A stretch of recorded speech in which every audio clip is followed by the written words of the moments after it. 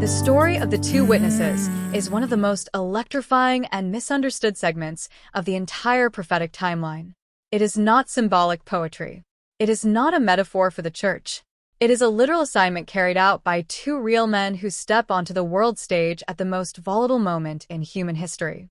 Their ministry begins not in obscurity, but in the heart of Jerusalem, the city where God placed his name.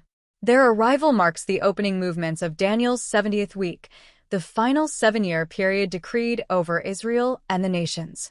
They do not come quietly. They come with authority. Scripture gives them a precise time frame, 1,260 days. Not a day more, not a day less. Their ministry is locked to the first half of the 7-year period, functioning as God's final legal testimony to Israel before the full weight of judgment falls. These men are not random. They are not chosen by accident. Their miracles, judgments, and prophetic fingerprints align with the ministries of Moses and Elijah, the two men who stood with Jesus on the Mount of Transfiguration as representatives of the law and the prophets. Elijah called down fire from heaven. The two witnesses do the same. Moses turned water to blood and released plagues on Egypt. The two witnesses repeat those very judgments. Their authority is not new. It is the continuation of a prophetic pattern God established long ago. But standing in the background of this discussion is another figure, Enoch, the seventh from Adam. Scripture records that Enoch walked with God and was not, for God took him. He never died. His life stands as a prophetic sign of removal before judgment. Enoch's translation is not a side note. It is a divine precedent. It proves that God can preserve a man for a future purpose without requiring death to complete his story. It shows that God can interrupt the natural order whenever it suits his prophetic design. Some have speculated that Enoch must be one of the two witnesses because he never died. Scripture does not confirm that. But his story matters because it demonstrates that God has already shown the world what it looks like to take a man alive into his presence and reserve him for a future moment. Enoch becomes a prophetic backdrop, not a named witness, but a reminder that God can call forth anyone he chooses for any assignment he appoints. His life reinforces the possibility, not the identity. The two witnesses arrive during a world desperate for answers. Global systems are shaking. Nations are realigning. The Antichrist is rising. And into that chaos, God sends two men who cannot be silenced, bribed, intimidated, or killed. Their voice becomes the dividing line between truth and deception. Their judgments interrupt global commerce. Their presence in Jerusalem becomes a constant reminder that God has not surrendered the earth to the beast system. They prophesy in sackcloth, a sign of mourning, repentance, and confrontation. Their message is not soft. It is not diplomatic. It is a final call to Israel to recognize her Messiah before the Great Tribulation erupts in full force. The world hates them, not because they are violent, but because they expose the darkness. Their miracles disrupt the narrative of the Antichrist. Their judgments reveal the fragility of human power. Their words pierce the global illusion of unity and peace. For 1,260 days, no one can touch them. Anyone who attempts to harm them is consumed by fire that proceeds from their mouth. This is not symbolic language. It is literal divine protection. God himself guards their assignment. Their ministry is a direct confrontation with the beast system. They stand in the very city where the Antichrist will eventually set up his image. They stand in the place where Jesus was rejected. They stand where the prophets were killed. And they declare truth without fear. Their miracles echo the past but speak to the present. Water turns to blood. Plagues strike the earth. Rain is withheld. Fire falls. These are not random acts of judgment. They are targeted, purposeful, and prophetic.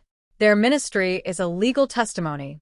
In biblical law, a matter is established by the mouth of two witnesses. God applies that same principle to the final generation. Before judgment falls, he sends two men to testify to the truth.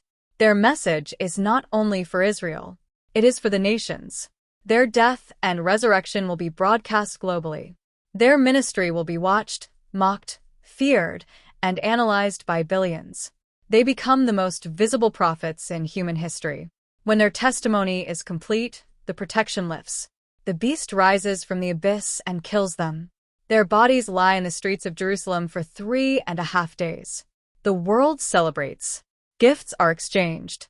News feeds explode with headlines declaring the prophets dead. It is the only time in Scripture where the world throws a global holiday over the death of God's servants. It reveals the depth of human rebellion. It exposes the spiritual blindness of the age. It shows how far the world has fallen. But God is not finished. After 3.5 days, a voice from heaven calls, "Come up here." The breath of God enters them. They stand on their feet. Terror grips the nations. Cameras capture the moment. The world watches as they ascend into heaven. Their resurrection is a preview of the resurrection power that will soon shake the earth at the return of Christ. It is a divine declaration that no kingdom can silence God's witnesses. It is a warning that judgment is now unavoidable. Their ascension triggers a great earthquake. A tenth of Jerusalem collapses. Thousands die. The survivors give glory to God, not in repentance, but in fear. The world realizes too late that the witnesses were telling the truth. Their ministry closes the door on excuses. No one can claim ignorance. No one can say they were not warned. The witnesses stand as God's final prophetic voice before the wrath of the Lamb is unleashed. Their story is not a myth. It is not a parable. It is a literal event that will unfold in real time on a global stage. It is the final confrontation between heaven and earth before the King returns. The two witnesses are a reminder that God always sends truth before judgment. He always provides a voice before he releases wrath. He always confronts darkness before he destroys it. Their ministry is a declaration that God has not abandoned Israel. He has not forgotten his covenant. He has not surrendered Jerusalem. He has not yielded the earth to the Antichrist. Their resurrection is a preview of the resurrection of the righteous. Their ascension is a preview of the ascension of the saints. Their authority is a preview of the authority Christ will wield when he returns. Their story is a warning to the world and a comfort to the church. It shows that God is still in control, even when the world appears to be collapsing. It shows that his timeline is precise, his judgments are righteous, and his witnesses are unstoppable. The two witnesses stand as the final prophetic bridge between the age of grace and the age of judgment. They are the last voice before the roar of the lion. They are the final testimony before the sky splits open. Their ministry is not about speculation. It is about preparation. It is about recognizing the signs, understanding the timeline, and staying anchored in truth when the world is drowning in deception. Their story reminds us that God always finishes what he starts. He began his dealings with Israel through the law and the prophets. He will finish his dealings with Israel through two prophets who embody that same authority. The two witnesses are not the heroes of the story. They are the messengers. The hero is the one who comes after them, the king who returns to judge the nations and restore all things. Their ministry ends with resurrection. Their testimony ends with vindication. Their story ends with glory.